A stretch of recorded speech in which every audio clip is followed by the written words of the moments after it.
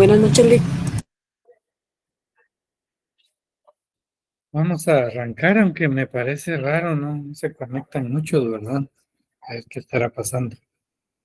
Vean, lo voy a presentar mis diapositivas de una manera distinta. ¿Hay algún problema? No me permite compartir, entonces solo me permite compartir pantalla.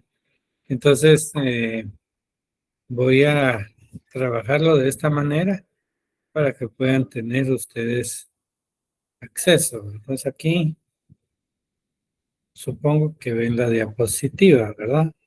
Buenas noches, Lick. Buenas noches. ¿Sí logran ver la diapositiva? Sí, licenciado. Excelente. Bueno, vamos a iniciar el tema de las formas de expresión colectiva, no sin antes hacerles el recordatorio que ya terminamos el tema. Buenas noches. Buenas noches. Formas de normación colectiva, ya vimos el pacto colectivo de condiciones de trabajo, el contrato colectivo, el convenio colectivo, el reglamento interior de trabajo y la sentencia colectiva o laudo arbitral. Y entonces también agregué el tema acerca de los organizaciones solidaristas, ¿verdad? Organizaciones paralelas a las organizaciones sindicales, ¿verdad?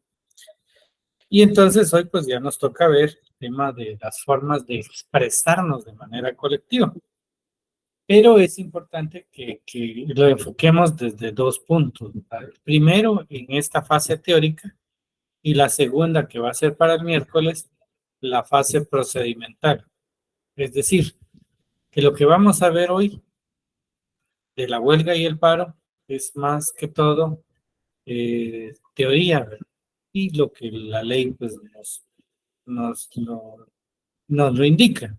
Pero ya cómo llegar hasta la huelga o el paro, eso lo vamos a ver el día miércoles. Bueno, entonces dentro de estas formas de expresión, de expresarnos colectivamente, está el derecho de huelga. ¿Y qué es el derecho de huelga? Que no es más que el abandono temporal, ¿verdad? Mantenidos y acordados pacíficamente por un grupo de 3 o más trabajadores, ¿no? Y entonces, esa es la huelga, ¿verdad? Prácticamente es paralizar las actividades, es el abandono temporal del trabajo. Esa es la huelga, el derecho que tenemos, ¿verdad? ¿Con qué propósito? De poder exigir, ¿verdad? O reclamar lo relacionado a a nuestros derechos económicos y sociales que nos correspondan. Eso es el derecho de huelga. La regulación legal lo tenemos en el 104 y 106 de la Constitución. Ustedes pueden abrir su Constitución y leer conmigo, porque es prácticamente lo que vamos a ir viendo. En el 104 establece el derecho a la huelga. Y ese derecho a la huelga indica que se reconoce el derecho de huelga y paro ejercido de conformidad con la ley. Primer elemento que nos está dando. O sea, se reconoce el derecho de huelga, pero ejercido de conformidad con la ley. Primer elemento. Después de agotados los procedimientos de conciliación. Segundo elemento. Después de agotados los procedimientos de conciliación. Y luego, estos derechos podrán ejercerse únicamente por razones de orden económico-social. Es decir, no hay huelga ni paro por otros motivos, sino que por motivos económicos y sociales. Las leyes establecerán los casos y situaciones en que no serán permitidos la huelga y el paro. Entonces, hay casos, y grábense esto, por favor, porque estoy indicando que las leyes establecerán los casos y situaciones que no será permitido la huelga y el paro. Lo vamos a ver más adelante. Y en el 106 de la Constitución, que se refiere a la irrenunciabilidad de los derechos. Es decir, que los derechos consignados en esa sección, en la sección 8ª de la Constitución, son irrenunciables para los trabajadores. susceptibles de ser mejorados o superados a través de la contratación individual o colectiva. Es decir, este derecho de huelga es irrenunciable para los trabajadores. Es lo que se pretendía de la Asamblea Constitucional al momento de establecerlo como un derecho irrenunciable. Bueno, para los trabajadores del Estado está la ley de sindicalización y huelga de trabajadores del Estado, está contenido en el decreto 71-86 del Congreso de la República. Y, por supuesto, también está contemplado en el Código de Trabajo, en el decreto legislativo 1441. La clasificación de la huelga, creo que ya vimos algo, me recuerdo ya a lo lejos, pero no importa, lo vamos a volver a plantear. Primero tenemos qué es una huelga legal y tenemos las demás. Si hay huelga legal, hay ilegal, también hay ilegítima, hay una huelga justa, una huelga injusta. Entonces, veamos dónde lo podemos encontrar. Primero, una huelga legal. Es la suspensión, que es lo que casualmente yo les estaba diciendo, es la suspensión y abandono temporal del trabajo en una empresa, acordados, ejecutados y mantenidos pacíficamente por un grupo de 3 o más trabajadores, previo cumplimiento de los requisitos que establece el 241, con el exclusivo propósito de mejorar o defender frente a su patrono los intereses económicos que sean propios de ellos y comunes a dicho grupo. Bueno, entonces, previo cumplimiento de los requisitos del 241. Y veamos qué dice el 241.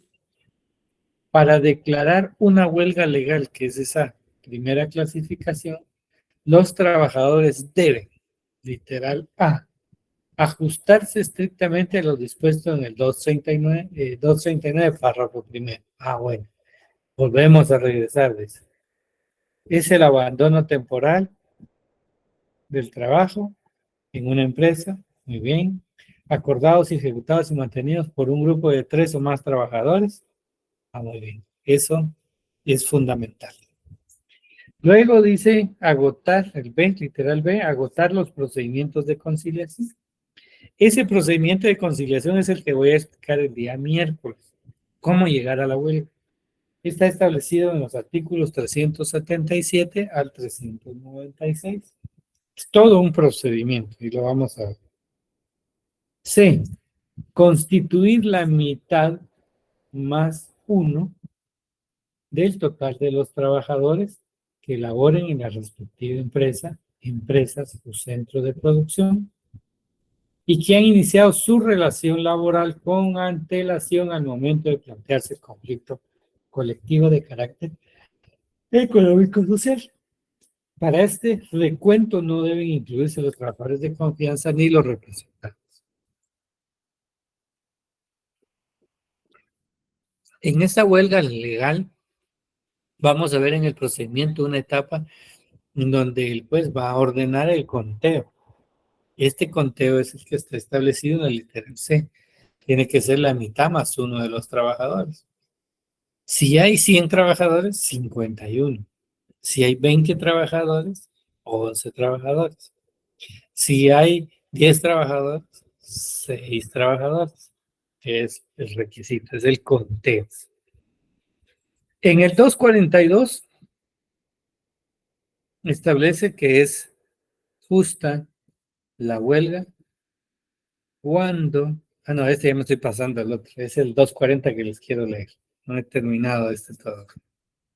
La huelga legal suspende los contratos de trabajo vigentes en las empresas en las que se declare por todo el tiempo que dure. O sea, una vez declarada la huelga legal,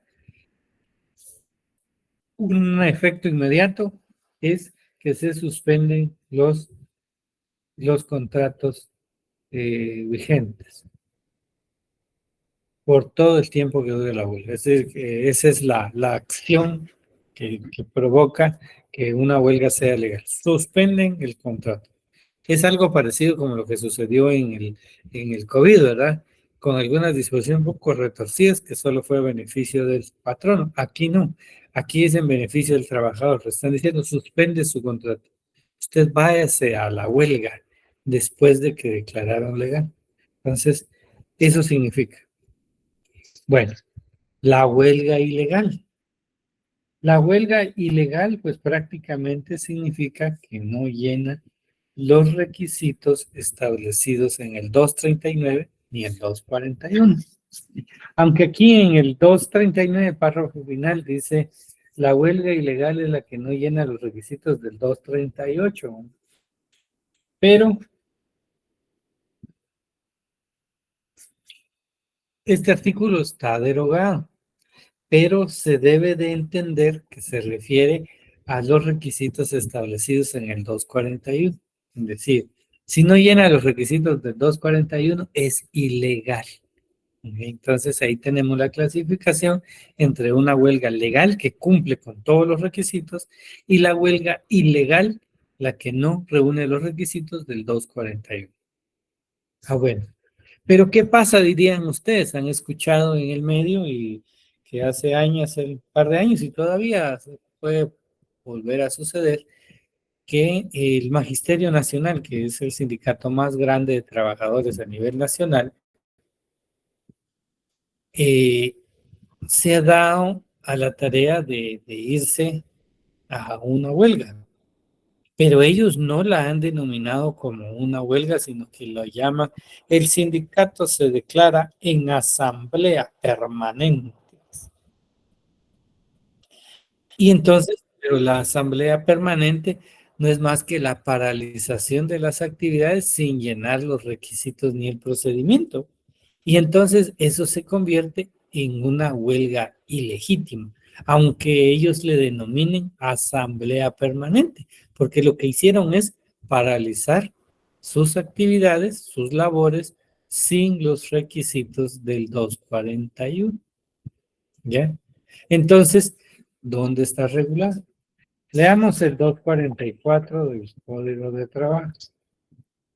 Cuando una huelga sea declarada ilegal y los trabajadores la realizaren, el tribunal debe fijar al patrono un término de 20 días durante el cual, sin responsabilidad de su parte, podrá dar por terminados los contratos de trabajo a los laborantes que holgar.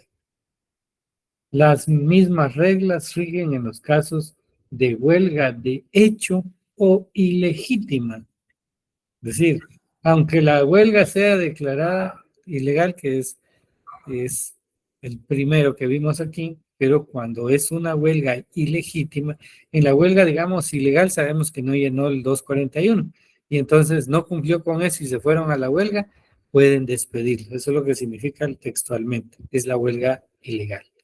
Pero también nos dice, se aplica lo mismo, porque si es una huelga de hecho ilegítimo, también va a suceder lo mismo, ¿verdad? Los podrán despedir.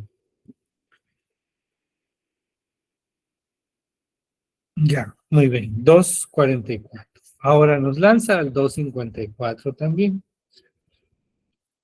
El hecho de que un paro o una huelga termine por arreglo directo entre patronos y trabajadores o por decisión judicial no exime de responsabilidad a los que hayan cometido delito o factos con motivo del conflicto. Entonces tenemos que, aunque tiene un efecto la huelga, aunque termine en la vía directa en cualquiera de esos tres casos, pues está diciendo, pues no implica que no se le puedan deducir las responsabilidades correspondientes. Ahora sí, regresamos al 242 porque vamos a referirnos a la huelga justa. Primero, algo muy importante que deben de saber.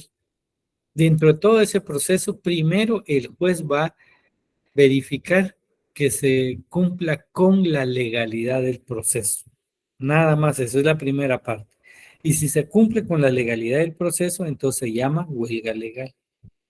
El siguiente paso es que el juez determine si ese movimiento es justo o no es justo. Y de ahí sale la clasificación entre huelga justa y huelga injusta. Veamos el 242.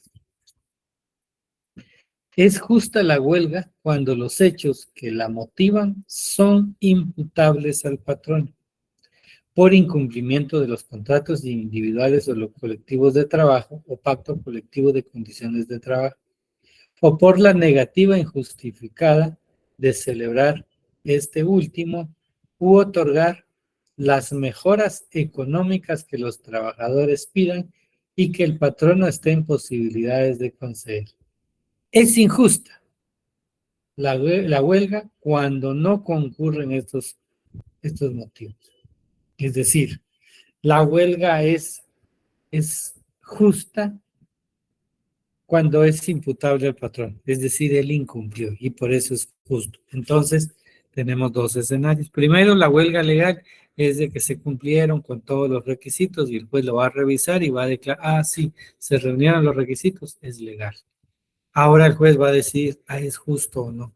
Si dice que es justo, va a decir que el culpable es el patrono porque ha incumplido con los contratos, ya sea individuales o colectivos, pactos colectivos, y que aún teniendo la posibilidad no lo hiciere. Y entonces injusto es porque no se da, no concurren los demás elementos. Es decir, se fueron a la huelga, pero no hay responsable, no es responsable el patrono, eso quiere decir, y como consecuencia entonces no tiene ninguna responsabilidad. Salvo si la huelga se declara justa, que está también en el 242. Si la huelga se declara justa, los tribunales de trabajo y previsión social deben ordenar al patrono el pago de los salarios correspondientes a los días en que estos hayan holgado. Los trabajadores que por la naturaleza de sus funciones deben laborar durante el tiempo que dure la huelga tendrán derecho a salario doble. Es decir, si el efecto de una huelga pues, legal y luego justa, entonces van a ordenar el pago de los salarios de durante todo el tiempo que duró la huelga, es decir, ya en una paralización legalmente ordenada por un juez, lo va a tener que pagar el trabajador. Y los que tuvieron que trabajar porque estaban obligados por ley a hacerlo, entonces se les va a pagar doble. Si la huelga legal se declara injusta, los trabajadores que hayan holgado simplemente no tendrán derecho a salario por el tiempo que dure la huelga y los que hubieran laborado tampoco tendrán salario doble. Entonces, ese es el efecto de la huelga justa e injusta. ¿Y quiénes no podrán realizar la huelga? Los trabajadores de empresas de transporte mientras se encuentren en viaje y no hayan terminado el mismo. Los trabajadores de clínicas, hospitales, higiene, aseo, y los que laboren en empresas que proporcionen energía motriz, alumbrado, telecomunicaciones, plantas de procesamiento y distribución de agua para servicio de las poblaciones, mientras no se proporcione el personal necesario para evitar que se suspendan tales servicios, sin causar un daño grave e inmediato a la salud, seguridad y economías públicas. ¿Sí? Fuerzas de seguridad. No pueden irse a la huelga todos ellos. Por eso se recuerdan que se dije que se grabaran eso y está en el 104 de la Constitución. Bueno,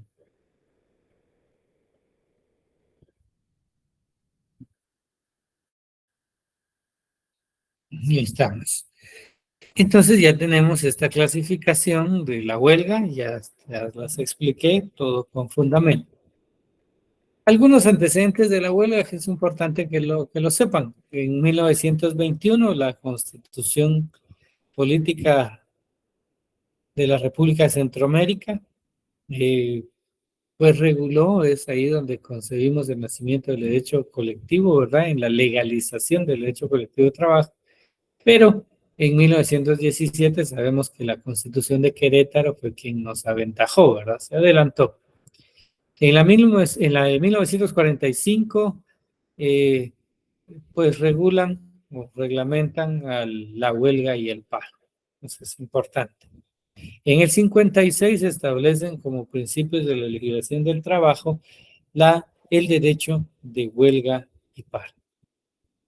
La Constitución de 1965 mantiene el reconocimiento del derecho de huelga, sin embargo, prohíbe textualmente la huelga de los trabajadores del Estado. Y entonces, bajo esta Constitución, la Ley de Servicio Civil aún mantiene dentro de sus artículos la prohibición que los trabajadores del Estado puedan irse a la huelga. Pero en razón de eso. No obstante, ya en la Constitución de 1985, donde se reconoce el derecho de huelga de los trabajadores tanto de la iniciativa privada como del Estado, da como consecuencia pues, que la ley de servicio civil, por lo menos el artículo que todavía lo prohíbe sea inconstitucional. Y por supuesto todo eso con las limitaciones de los servicios públicos esenciales, que es lo que vimos en el artículo 243 del Código de Trabajo. Son antecedentes. Luego tenemos el paro. En el paro está establecido en el 245. Está definido como paro legal es la suspensión y abandono temporal del trabajo acordados y mantenidos por un grupo, o más patronos en forma pacífica, con el exclusivo propósito de defender frente a sus trabajadores los intereses económicos que sean propios de ellos. Aquí se refiere ya no a económicos sociales, sus intereses económicos literalmente. Luego tenemos el paro legal, implica siempre el cierre total de la o las empresas en que se declara.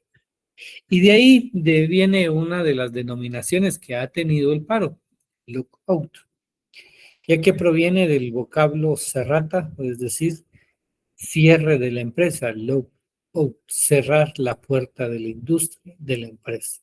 Y entonces está dentro del 245, implica el cierre total de la empresa, cerrar la puerta, ¿verdad?, de la empresa.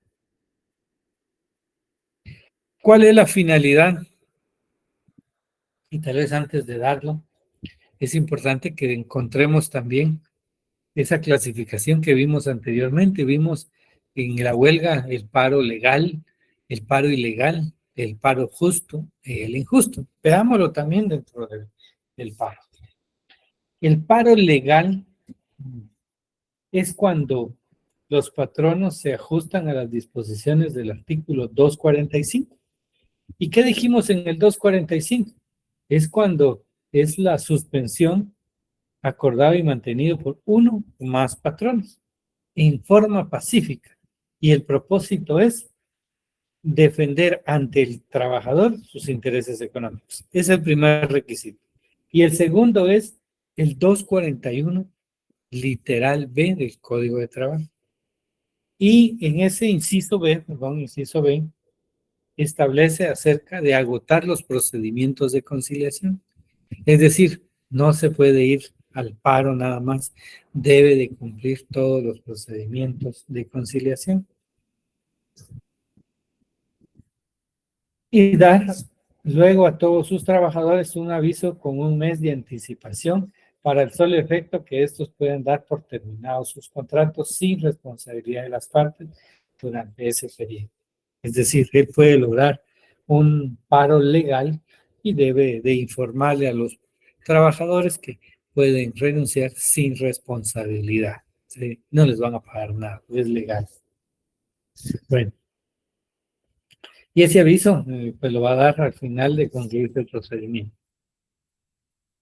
Durante todo el tiempo que se mantenga en vigor el paro legal, se suspenden el contrato o contratos de trabajadores que no hayan hecho uso de la facultad que concede el artículo anterior sin responsabilidad para las partes. Dejó en libertad para dar por terminado, que se retiraran, pero no lo hicieron, entonces, pues, en todo caso,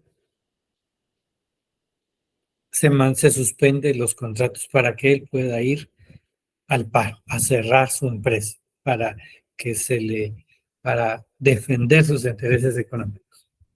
Y luego, pues en algún momento va a reanudar los trabajos y esto se debe de hacer conforme al artículo 75 del Código de Trabajo. Y en el artículo 75 del Código de Trabajo establece la reanudación de las labores. Y veamos la reanudación de los trabajos. La reanudación de los trabajos debe ser notificada a la inspección de trabajo. ¿Por quién? Por el patrón.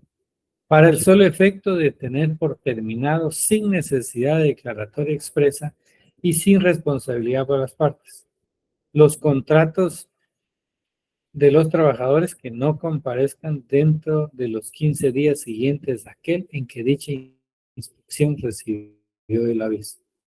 La Inspección General de Trabajo debe encargarse de informar la reanudación de los trabajos a los trabajadores y para facilitar su labor, el patrono debe de dar todos los datos pertinentes que se le piden. Si por cualquier motivo la inspección no logra localizar dentro del tercer día de contados, es decir, cerraron la empresa, ¿verdad? Pero los contratos están suspendidos. Pero ya cuando reanuden sus labores, entonces deben de pedir el apoyo de la inspección. Pero hay casos en donde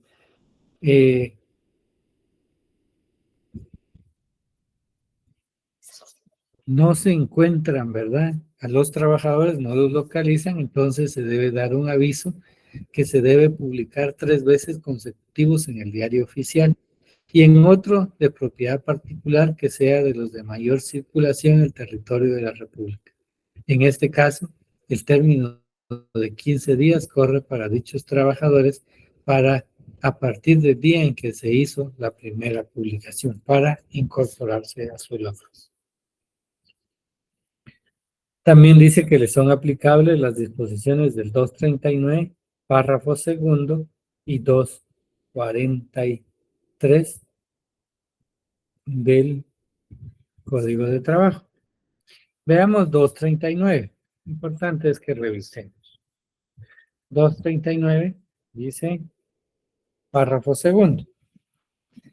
La huelga legal ilegal es la que no llena los requisitos que establece el 238. ¿Qué significa? El paro ilegal es la que no reúne los requisitos del artículo. Aquí dice 238, pero debemos de entender que es del 241. Y para el paro es 241, literal B. Y 243.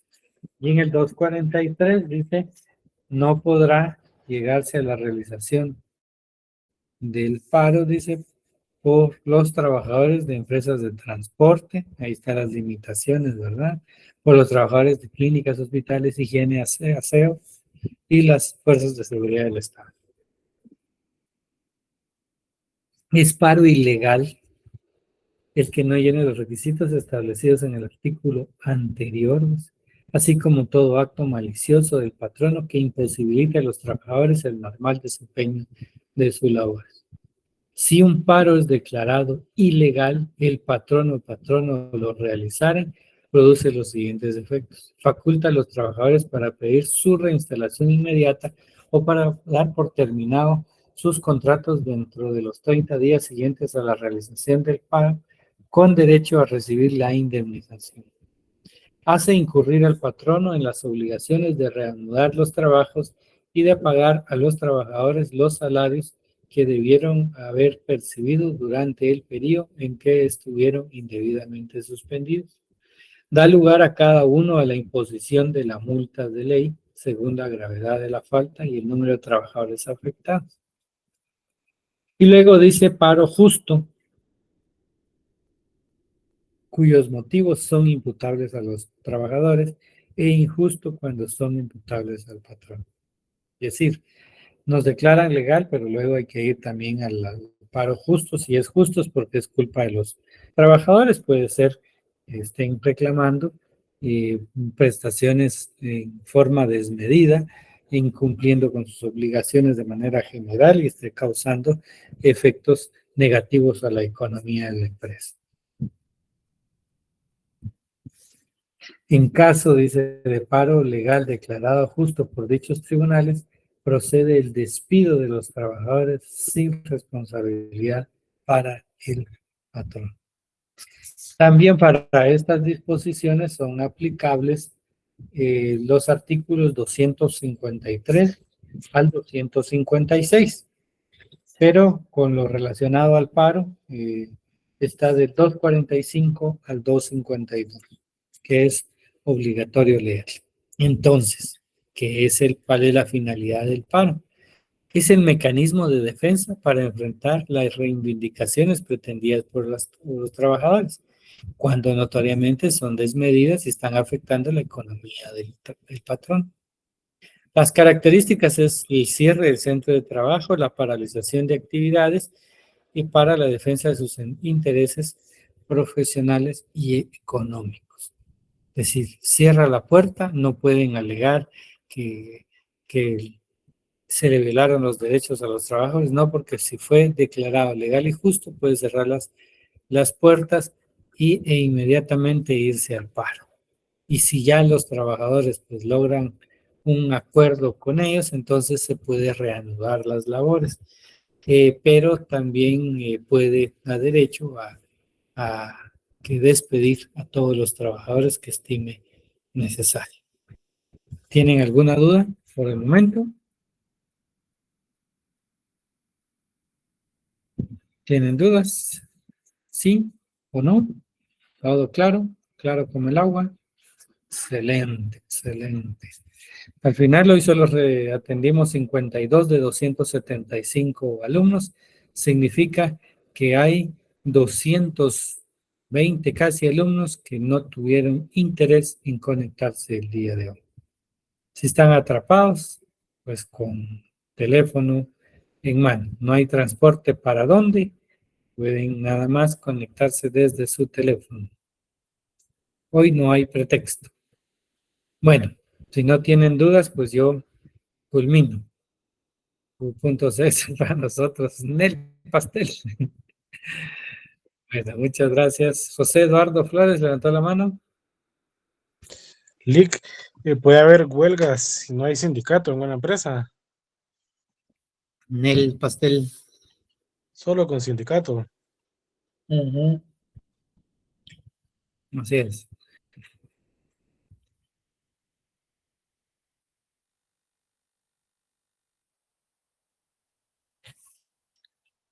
¿Alguna otra duda?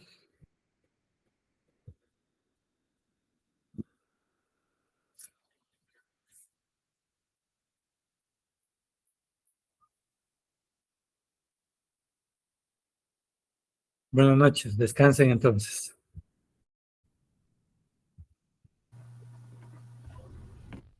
Buenas noches.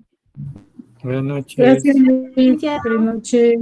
Buenas noches.